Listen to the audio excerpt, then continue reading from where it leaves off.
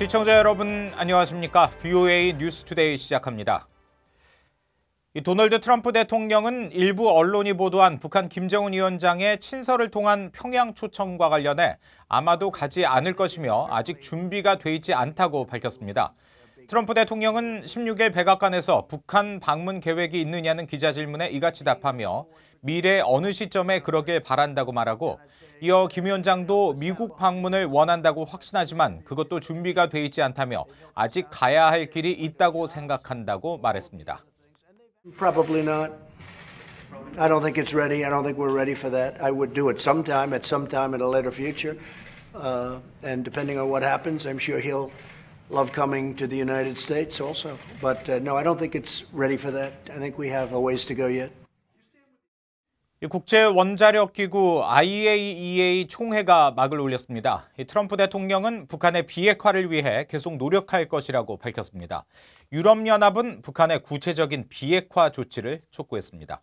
이현철 기자가 보도합니다. 제63차 국제원자력기구 IAEA 정기총회가 16일 오스트리아 빈에서 개막됐습니다. 도널드 트럼프 대통령은 릭 페리 에너지 장관이 대신 읽은 연설을 통해 미국은 북한의 프로그램 위협에 대처하는 데 전념하고 있으며 북한의 비핵화를 위해 노력할 것이라고 말했습니다. We will also continue to work towards final, fully verified denuclearization of North Korea. 트럼프 대통령은 지난해 총회에서는 북한의 김정은 위원장이 한반도의 완전한 비핵화 공약을 재확인해 기쁘게 생각한다며 김 위원장이 합의를 지킬 것이라는 신뢰를 갖고 있다고 말했습니다.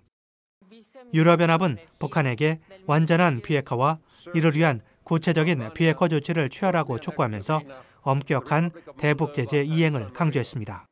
The EU urges the DPRK to embark on a credible path towards complete, verifiable and irreversible denuclearization and to take concrete steps in this direction.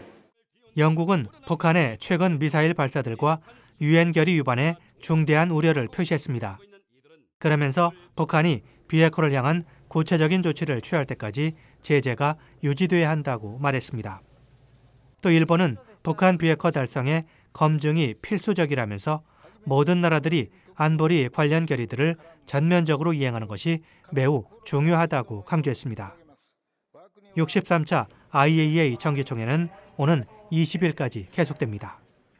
VOA 뉴스 이현철입니다.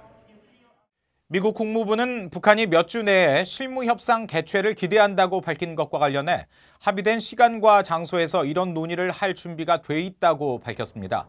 국무부는 16일 언론에 북한과 관련해 발표할 만남은 없다면서도 북한의 9월 말 협상 재개를 위한 약속을 환영한다며 이같이 말했습니다. 북한은 앞서 이날 외무성 미국 담당 국장의 담화를 통해 실무 협상이 가까운 몇 주 내에 열릴 수 있을 것으로 보인다고 밝혔습니다. 그러면서 미국과의 실무 협상에서 자신들의 제도 안전을 불안하게 하고 발전을 방해하는 걸림돌을 제거하는 조치가 논의돼야 한다고 주장했습니다.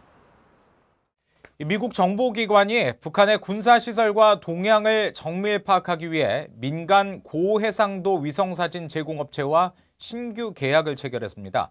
미 정보기관이 북한을 겨냥해 민간업체와 정보 계약을 맺은 것은 처음입니다. 조상진 기자가 취재했습니다.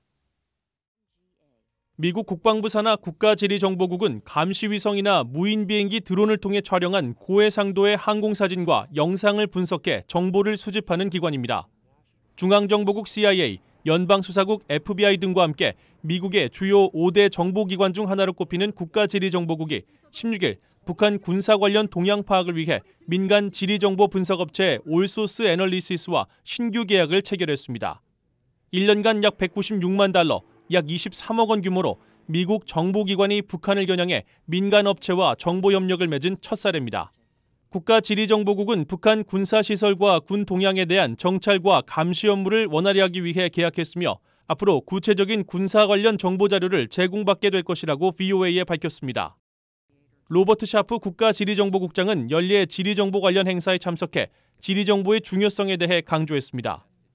Our mission, we produce and deliver trusted geospatial intelligence so that policymakers can make decisions, so that warfighters can do what they need to do, so that first responders can do what they need to do. 국가지리정보국은 북한 군사 관련 지리정보 수집을 위해 통합 분석 시스템 개발 프로젝트를 진행해온 것으로 알려졌으며 이번 계약은 그 일환으로 확인됐습니다. 계약업체인 올소스 애널리시스는 위성을 활용한 고해상도 위성사진 분석 분야에서 미국 내 선두 기업입니다. 특히 지난 2016년 북한의 탄도미사일 탑재 잠수함 시험 움직임과 2017년 북한의 불법 석탄 수출 움직임을 위성사진을 통해 포착한 바 있습니다. 올소스 애널리시스 측은 계약 체결과 관련해 국가지리정보국의 새 프로젝트 지원을 위해 통신 관측 분야 우주기술 기업과 제휴해 높은 수준의 분석과 정보를 제공할 것이라고 밝혔습니다. 미 국가지리정보국은 이번 계약을 통해 정책 위반자들이 적의 위협으로부터 올바른 대응을 하는데 더 큰 기여를 하게 될 것이라고 밝혔습니다. VOA 뉴스 조상진입니다. 이 석탄 발전을 주로 하는 북한의 전기 공급률은 39%로 100%인 한국, 일본에 비해 열악하다는 지적이 다시 나왔습니다. 북한은 또 동아시아에서 화석연료 감축과 에너지 다양성 등을 우선 정책으로 삼지 않는 유일한 국가라는 지적도 제기됐습니다. 오택성 기자가 보도합니다. 미국 항공우주국 나사가 몇 년 전 촬영한 한반도와 주변 지역의 위성사진입니다. 불빛이 화려한 한국, 중국 등과 달리 북한은 평양을 제외하고 대부분 암흑처럼 검게 나타나 있습니다. 세계에너지협의회는 최근 발표한 2019 세계 에너지 시나리오 보고서를 통해 이 같은 북한의 열악한 전기와 정책 문제를 지적했습니다. 북한의 전기 공급률은 39%에 불과해 국민에게 100% 전기를 공급하는 한국과 일본, 중국 등 주변 국가의 큰 격차를 비교했습니다. 이어 동아시아 국가들은 과도한 에너지 수입 의존을 줄이고 안정적인 에너지 공급을 위해 여러 대안을 마련하고 있지만 북한만 예외라고 지적했습니다. 북한 정부는 수력 발전과 석유를 대체하기 위해 석탄을 전기 공급 원료로 더 많이 사용하고 있다는 겁니다. 실제로 한국에너지경제연구원 등에 따르면 북한의 1차 에너지 총 공급량은 2017년 기준 1,124만 석유 환산톤으로 한국의 3억 66만 대비 27분의 1에 불과합니다. 1인당 북한의 에너지 공급량은 0.45 석유 환산톤으로 한국의 13분의 1 수준입니다. 전문가들은 석탄을 주로 사용하는 후진성 때문에 북한의 산업은 발전하기 힘든 구조라고 지적했습니다. 국제에너지기구와 세계은행 등 5개 국제기구는 지난 4월 보고서를 통해 북한은 이런 이유 등으로 인구 1,400여만 명이 제대로 전기를 공급받지 못한 채 살고 있다고 지적했습니다. 윌리엄 브라운 조지타운대 교수는 북한의 불안정한 전력 공급이 문제라고 지적했습니다. North Korea, my thinking is everybody has a line, but the supply is very unstable. 브라운 교수는 특히 북한이 가뜩이나 열악한 국가 재정을 에너지 공급 개선보다 군사력에 과도하게 투입하면서 전기 공급은 수십 년째 불안정하다고 지적했습니다. VOA 뉴스 오택성입니다. 마이크 폼페오 국무장관이 16일 모테기 도시미스 일본 신임 외무상과 전화 통화를 하고 북한 문제와 한일 관계 등에 대해 논의했습니다. 폼페오 장관은 이날 통화에서 최종적이고 완전히 검증 가능한 북한 비핵화는 양국 간 공동 목표이며 미국은 광범위한 지역과 국제 현안에서 일본 정부와 계속 협력할 것이라는 점을 재확인했다고 국무부는 밝혔습니다. 폼페오 장관은 또 일본과 한국 간의 건설적인 대화 필요성과 자유롭고 개방된 인도태평양을 위해 동맹국 파트너국들과의 협력을 강조했습니다.